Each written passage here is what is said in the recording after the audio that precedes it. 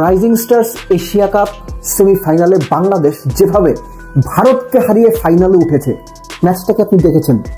যদি দেখে থাকেন আপনি ভাগ্যবান, যদি না দেখে থাকেন এবং ক্রিকেট ভক্ত আপনি ভাই মিস করছেন, সিরিয়াসলি বিরাট মিস করছেন। এরকম ম্যাচ হয় না বলবো না, খুব কম হয়। আপনি একবার চিন্তা করেন, খেলা সুপার ওভারে গেছে, ভারত 0 রানে অল আউট হয়েছে, 0 রানে লিটারেলি অল আউট হয়েছে, এবং ওই 1 রান করতে গিয়া বাংলাদেশ 0 রানে ফার্স্ট উইকেট হারাইছে।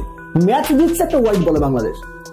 কি পরিমাণ এক্সাইটমেন্ট পুরো ম্যাচে ছিল আপনি না দেখলে বুঝতেই পারবেন না। আর যারা দেখেছেন তারা প্রতিটা পরতে পরতে রোমাঞ্চ অনুভব করেছেন। আমি যা বলবো আমার কথার সঙ্গে তার প্রত্যেকবারে ওই ছবিগুলো, খেলার ওই অংশগুলো একদম চোখের সামনে ভেসে উঠবে। কংগ্রেচুলেশনস বাংলাদেশ এ টিম। 2019 সালের পরে আবারও রাইজিং স্টার্স এশিয়া কাপ বা এশিয়া কাপ এই দলের টুর্নামেন্ট যাই বলেন না কেন, এক সময় এক নাম হয়, সেটা ফাইনালে ওঠার জন্য। ভাই হোয়াট এ ম্যাচ! শুরু থেকে শুরু করি। বাংলাদেশ আগে ব্যাট করেছে, পাওয়ার প্লেতে 49 রান করেছে, বেশ ভালো ব্যাট করেছে। বাংলাদেশের ব্যাটিং যদি আপনি হিসাব করেন 2টা ফেসে, পাওয়ার প্লে, মিডল ওভার এবং শেষ 2 ওভার।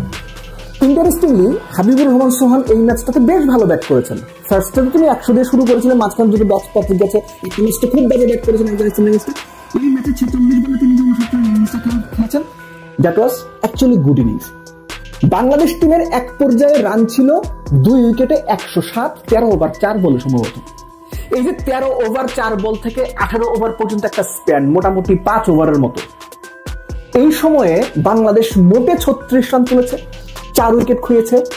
কোন বিবেচনাতে আবু হাজার রনিদের 5 নম্বরে কিংবা মাইদুল ইসলাম অঙ্কনকে 7 নম্বরে ব্যাটিং করতে পারানো হয়েছে?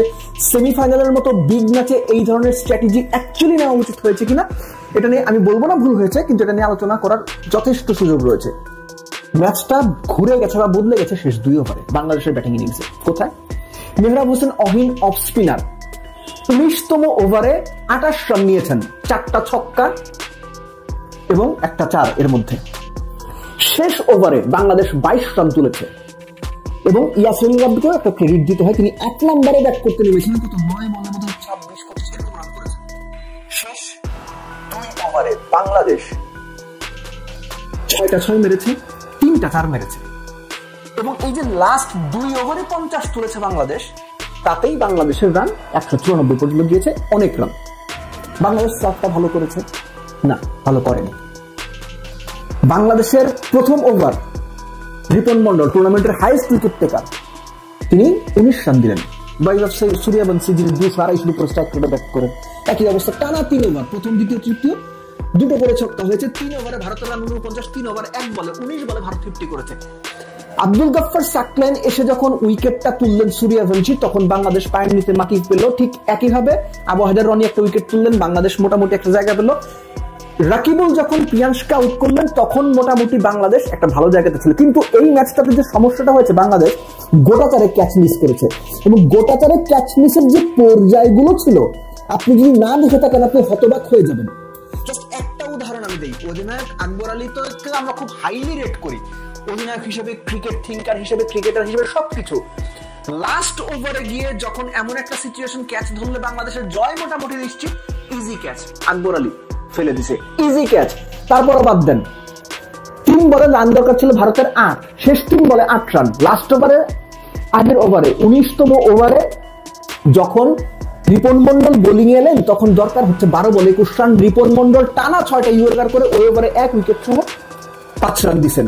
তাহলে লাস্ট ওভারে 16 দুর্দান্ত বল করছে রিপন মন্ডল, মানে 19তম ওভারটা রেগুলার টাইমের।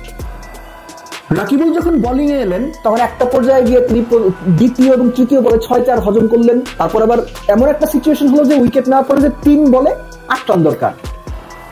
জিশান আলম, যিনি অ্যাকচুয়ালি মোটামুটি ভালো ফিল্ডার, ভাই ইজি ক্যাচ এরকম করলো, লং অফে সম্ভবত, লং অফে লং আমার মনেও নাই এক্স্যাক্টলি, হাতে বল পড়লো, ক্যাচ মিস, বল ছুট, ওটা যদি সামনে পড়তো 1 রান হয়, হাতে লেগে ছুটে গিয়ে পেছনে গিয়ে বাউন্ড হয় 4। তারপর লাস্ট বলে 4 রান দরকার, 1 রান। যে শটটা ব্যাটসম্যান খেললেন লাস্ট বলে ওটা জাস্ট 1 রান হয়, বাউন্ডারি দিয়ে গেল, বাউন্ডারি প্লেয়ার থ্রো করলো আকবরের কাছে, আকবর উইকেট কিপার, তিনি জাস্ট বলটা দেখে যদি মানে হাতে রেখে দেন তাতেও 2 রান হয়, বাংলাদেশ 1 রান হয়ে যেত। আকবর স্ট্যাম্পে লাগাইতে গেছে, যেটা লাগানোর কোনো মানে হয় না, ওই যে প্যানিক করা। ক্রুশাল ক্রাঞ্চ মোমেন্টে কোনো কিছু চিন্তা করতে না পারা। আপনি চিন্তা করেন আপনার দরকার জয়ের জন্য কত 4 রান, যে শট খেলা হয়েছে 1 রান হবে, লং অনে বল গেছে, লং অনের ফিল্ডার ফিল্ডিং করে বল পাঠাইছে আকবর, স্ট্রাইকিং ইন্ডের উইকেট কিপার, সে বল ধরে হাতে রাখলেই ভাই বাংলাদেশ ম্যাচ জেতে, 1 রানে ম্যাচ জেতে। সে করছে স্ট্যাম্পে লাগাইতে গেছে এবং বল চলে গেছে, কোনো ব্যাকআপ কেউ ছিল না। ইন্ডিয়া আবার দৌড়ে 1 নিছে, 3 রান, ম্যাচ টাই। আসলো সুপার ওভার, রিপন মন্ডল সাবলাইন ফার্স্ট বলে উইকেট, দ্বিতীয় ওভারে আরেকটা উইকেট তুলছে, অর্থাৎ ভারত 0 রানে অল আউট। ইয়াসির আলী রাব্বি, ভারতের যে কি সুরেশ খুব ভালো বল করছিল সে, ইনফ্যাক্ট 20 ওভারে লেগ স্পিনার ফার্স্ট বলটা গুগলি করলে ইয়াসির আলী বুঝলো যে ভাই এটা গুগলি, উঠায় মারতে গেছে, লং অন আউট, সুন্দর রানে ফার্স্ট উইকেট নাই। পরের বলটা আকবর কোন রকম মনে করেন যে কেঁপে গেল, কেঁপে গিয়ে বল পায়ের পাশ দিয়ে গেল, ব্যাটে লাগলো না, প্যাডে লাগলো না, হোয়াইট বল, 1 রানে বাংলাদেশ ম্যাচ জিতলো। এমন ইভেন্টফুল ম্যাচ অ্যাকচুয়ালি খুব কমই দেখা যায়, বাট এই ম্যাচের 3টা জায়গা যদি আমি বলি, ফার্স্ট হচ্ছে রিপন মন্ডলের বোলিং, দুর্দান্ত বল করেছেন। এই যে 19টা ওভারে 5টা ইয়র্কার দেওয়া এবং সুপার ওভারে ফার্স্ট বলে উইকেট তোলা, সুন্দর রানে মানে 2 উইকেট তুলে নেওয়া, এটার সাথে আসলে কোনো কিছু তুলনাই চলে না। নাম্বার 2 বাংলাদেশের ফিল্ডিং, গ্রাউন্ড ফিল্ডিং, ক্যাচিং সবকিছু মিলে খুব বাজে হয়েছে, খুব বাজে। এবং এই ধরনের ফিল্ডিং, এই ধরনের ক্যাচ মিস করে আপনি ম্যাচ জিতবেন এই সম্ভাবনা থাকে সর্বোচ্চ 20 থেকে 25%, 70 থেকে 80% সম্ভাবনা এরকম বাজে ফিল্ডিং, বাজে ক্যাচ মিসের পর আপনি ম্যাচ হারবেন। বাংলাদেশ লাকিলি ম্যাচটা জিতে গেছে, আমি আবারও বলছি বাংলাদেশ লাকিলি ম্যাচটা জিতে গেছে, এত বাজে ফিল্ডিং করে এত ক্যাচ মিস করে ম্যাচ জেতা যায় না, বাট লাক বাংলাদেশের সঙ্গে ছিল। থার্ড, এই যে মিডল ওভার বা মিডল ফেসের খেলা নিয়ন্ত্রণ করার জন্য একটা সেমিফাইনাল ম্যাচে এসে আপনার রেগুলার ব্যাটসম্যানদের আপনি 7-8 নম্বরে পাঠানোর যে স্ট্র্যাটেজিটা নিয়েছেন, সেমিফাইনালের মতো এসেছে, এই ধরনের জিনিস চিন্তা করা। আমার মনে হয় থিঙ্ক ট্যাঙ্ক যারা আছেন, ড্রেসিং রুমে যারা আছেন, ক্যাপ্টেন কোচেস যারা আছেন, তারা বোধহয় আরেকবার ভাবতে পারেন, কেননা ম্যাচ আপনি জিতে গেছেন, জিতলে সব মানে দোষ মাফ হয়ে যায়, কিন্তু আমার কাছে সেটা হয় না। আমি আবারও বলবো, এই যে সেমিফাইনালের মতো গুরুত্বপূর্ণ একটা ম্যাচে এসে আপনি ব্যাটিং অর্ডারটা ওলটপালট করে দিলেন। শেষ ওভারে মেহরাব অহিন যে 18 বলে না 17 বলে 48 করছে, তার ওই ইনিংস না হইলে, লাস্ট 2 ওভারে 50 রান না হইলে বাংলাদেশ 160 করতো, বাংলাদেশ লিটারালি 160 করতো, যেটা আকবর আলী ম্যাচের সময় টস করার সময় বলছিলেন 160-70 টার্গেট। এটা ভালো চিন্তা ছিল না। লাকিলি লাস্ট 2 ওভারে 50 করে মেহরাব অহিন, আবারও বলছি 18 বলে 40 করে বাংলাদেশকে বাঁচাই দিছে। শেষ 2 ওভারে 50 তুলে বাংলাদেশ 194 পর্যন্ত যেতে পারছে, কিন্তু ইন জেনারেল কেসে এটা একটা স্পেশাল কেস। ইন জেনারেল কেসে এটা হবে না, কেননা বাংলাদেশ যে ব্যাটিং অর্ডার সাজিয়েছে আমার বিবেচনায় সঠিক ব্যাটিং অর্ডার সাজানো হয়নি।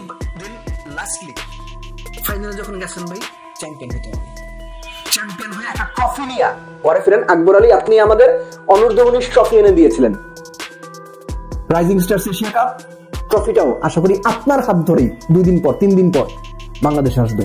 কংগ্রেচুলেশনস বাংলাদেশ এ টিম।